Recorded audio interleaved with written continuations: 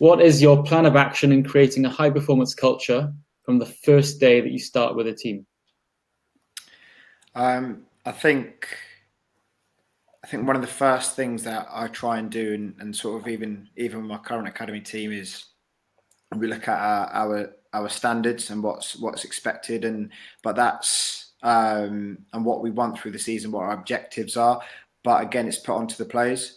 And it's done through questioning, and you'll have ideas, and you might. So I put them sort of at the end of my presentation, a few things that I would expect. But really, as you're asking those questions and the players are feeding back in terms of what they want out of the season, what the expectations are, what are the sort of almost non-negotiables in terms of our work ethic or whatever your values and beliefs might be, they tend to come out in through the questioning that you have, and they will sort of bring those out, and then we can come together. And you always look at, so in terms of I was mentoring as well at a club that's got 32 teams, and trying to get 32 teams with at least one, if not two managers to come to sort of a way of doing things within the club isn't easy. So what we looked at was, yes, there were differences, but what were the similarities? What were things that people agreed on? Those became our values and core beliefs.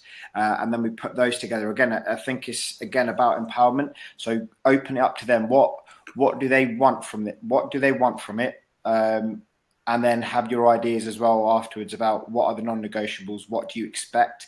But as I say, they often come out from the players, from the athletes themselves. Yeah, good. I think what Manraj is saying is absolutely spot on. It's got to come from the players. If you're going to get, or the athletes, if you're going to get buy-in over a long period of time, then it needs to be theirs. They need to own it, and we're playing a part in that process as coaches, support staff, whatever role that we play. The only thing I'd add and extend to it is around consequence. But before even getting to the consequence, around what does it actually look like? So yes, we can come out with, and quite often from my experience of doing these sorts of workshops with players and with coaches, we get a lot of buzzwords. So you'll get the usual that you'll get in any culture, environment, whatever people say they need to set. But this then, what does it look like? And getting them to really nail down what it means to them. Because for me, respect can mean something totally different to what it can mean to some other people. Similarly, taking ownership can be, or responsibility can be quite different. So for that group of players, it's always, the start point is always, well, what is it? What does it mean for you? What does it look like on the pitch? What does it look like off the pitch? And then finally, what are the consequences for not doing it? So if we get a group that quite often they'll say, oh, well, we want to be the most committed team. And then I'll ask them, well, all right, then commitment is coming to the gym at 5 o'clock in the morning to lift weight. I know, oh yeah, maybe not that committed. So, really defining it. What are our parameters? What are we going to work towards? And as soon as that's really explicit and clear, then it becomes quite easy to facilitate it. And it's quite easy to hold people accountable because it becomes what they've agreed it is. So there's no grey area in terms of what we understand the word to mean. It's absolutely clear. This is what it means. And when we're on the pitch, it looks like this. And when we're off the pitch, it looks like this. And then that gives us a great start point then in terms of how we can start to facilitate and start to build it.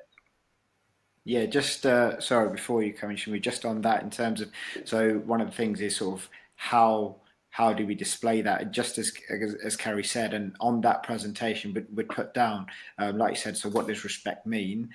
So an example might be that all players shake hands with the coach as you get there, or with any member of staff, and then you shake hands before you leave. And that's one sort of example, just to put an example on that point.